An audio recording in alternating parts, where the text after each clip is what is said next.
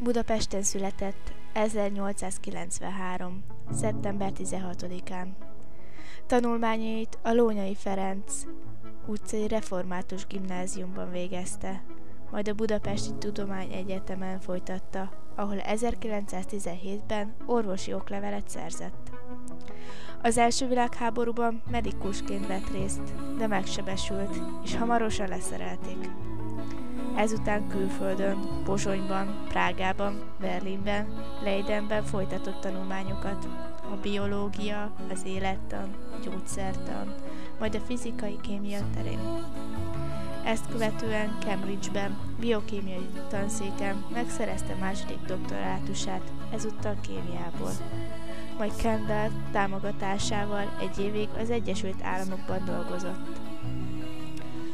Klebersberg kultuszminiszter hívására hazajött, és 1931-től 1945-ig a Szegedi Tudományegyetem Orvosi Üvegészeti Intézetének professzora.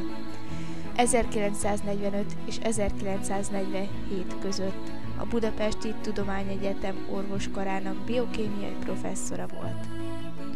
1947 végén elhagyta az országot, és a Boston melletti Woods Hole-ban telepedett le.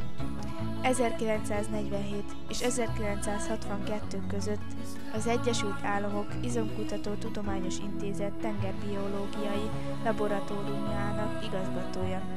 1962 és 1971 között a Dartmouthi Egyetem professzora volt. Kapcsolatait Magyarországgal mindig fenntartotta, az 1960-as évektől rendszeresen hazalátogatott.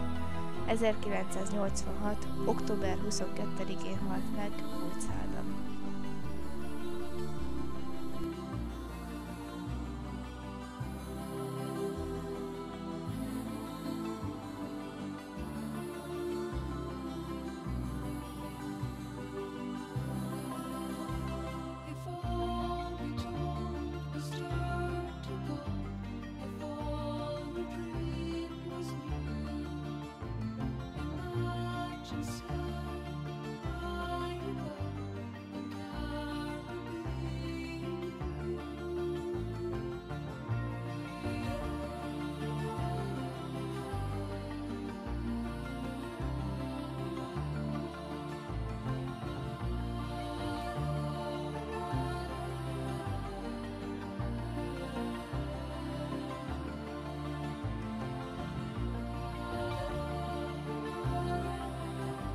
A mai létszükségletünk alapja a C-vitamin. Szervezetünk e köré építi védekező rendszerét.